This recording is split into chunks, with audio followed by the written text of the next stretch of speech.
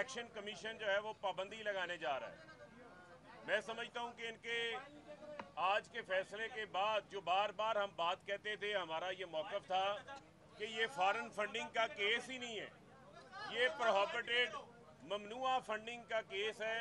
ममनुआ funding के article 6(3) के तहत इलेक्शन कमीशन इस केस को जो है वो सुन रहा है। इस केस में किसी किस्म की कोई जो है वो फॉरेन फंडिंग जो है वो नहीं निकली, ना ही ये फॉरेन फंडिंग का केस साबित हुआ है। तो वो लोग जो बारहा इस नैरेटिव को, इस बयानिए को आगे बढ़ाते रहे कि ये फॉरेन फंडिंग का केस है, फॉरेन फंडिंग का केस है, आज उनको सख्त मायूसी हुई है कि तहरीक इंसाफ के ऊपर ना किसी किस्म की पाबंदी लगी है, सिर्फ एक जो है वो नोटिस जारी किया गया है। उस नोटिस का जवाब जो है वो हम भरपूर तरीके से देंगे। वो भी तमाम फंडिंग जो है हमारे पास उसके ज़राए भी मौजूद हैं। हमारे पास वो तमाम पैसा जो है वो बैंकिंग चैनल से आया हुआ है, ओवरसीज़ पाकिस्तानियों की तरफ से आया हुआ है। उसकी तफसीलात भी जो है इस शो काज नोटिस को देखने के बाद उसकी तफसीलात भी जो है वो हम जमा करवाएंगे। लेकिन आज पीडीएम के लिए सख्त मायूसी का दिन है और उनको शर्मसार होना चाहिए कि पीपल्स पार्टी और नून लीग के अपने खाते यहाँ लेकर नहीं आ रहे। वो खाते नहीं है, वो खूह खाते हैं, जहाँ पर उसामा बिन लादेन के पैसे भी आए हुए हैं, जहाँ जेयूआई को लीबिया के पैसे भी आए हुए हैं। नवाज शरीफ ने अपनी पार्टी के अकाउंट्स को मनी लॉन्ड्रिंग के लिए इस्तेमाल किया हुआ है, उसका हिसाब आज तक नहीं आया और वो इलेक्शन कमीशन में नहीं ले सका। और ख़ास तौर के ऊपर कुछ मीडिया ग्रुप्स के लिए भी आज बड़ी शदीद मायूसी का दिन है कि जिन्होंने बड़ी बड़ी हेडलाइंस लगाई कि पता नहीं तहरीक इंसाफ बैन होने जा रही है, तहरीक इंसाफ का जो है वो इंतखाबी सिंबल जो है वापस ले लिया जाएगा। इस किस्म का कोई फैसला जो है वो नहीं आया। इस फैसले की तर्जमानी भी करें। अब जहाँ तक रह गई बात फैसले से मुतमिन के हवाले से, हमने पहले ही अपने तहफ़्फ़ुज़ात का इजहार किया इलेक्शन कमीशन के हवाले से।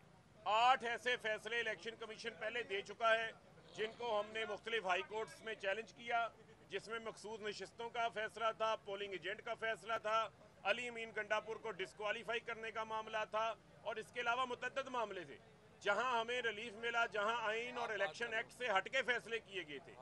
आज भी ये जो फैसला है, इस फैसले के ऊपर इलेक्शन कमीशन ने सुप्रीम कोर्ट और इस्लामाबाद हाई कोर्ट के फैसले को मद्देनजर नहीं रखा, जिसमें तमाम सियासी जमातों का फैसला एक साथ सुनाना था। पीपल्स पार्टी और नून लीग के साथ लाडलों जैसा सलूक किया गया है। सिर्फ पीटीआई को पिन पॉइंट किया गया। स्क्रूटनी कमेटियां तमाम जमातों की 2018 में एक ही वक्त के ऊपर बनाई गई, लेकिन स्क्रूटनी कमेटी काम मुकम्मल करती है सिर्फ पीटीआई का, इलेक्शन कमीशन फैसला सुनाता है सिर्फ पीटीआई का। मैं आज इलेक्शन कमीशन से, चीफ इलेक्शन कमिश्नर से ये सवाल पूछता हूँ कि अगर आप जो है वो गैर जानिबदार हैं तो फिर साबित करें पीपल्स पार्टी और नून लीग का फैसला कहाँ पर है। उनका फैसला भी आना चाहिए।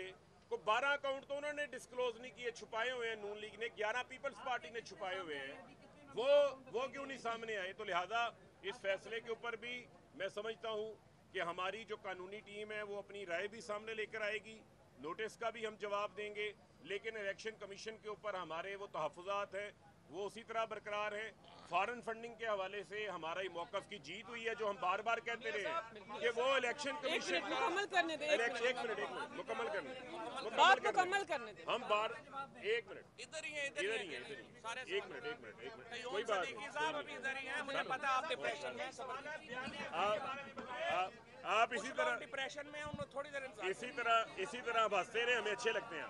बात ये है मामला देखेंगे आपके सवाल का भी जवाब देके देंगे। जो मौक़िफ़ हम ये कहते रहे कि ये इलेक्शन कमीशन के प्रीव्यू में नहीं है, फॉरेन फंडिंग का फैसला सुनना या पार्टी की पाबंदी लगाना, वो हमारा मौक़िफ़ दुरुस्त हुआ है। और मैं उस मीडिया ग्रुप को भी कहता हूँ कि अब तो कौम को जो है वो सच बताएं, हकाइक बताएं।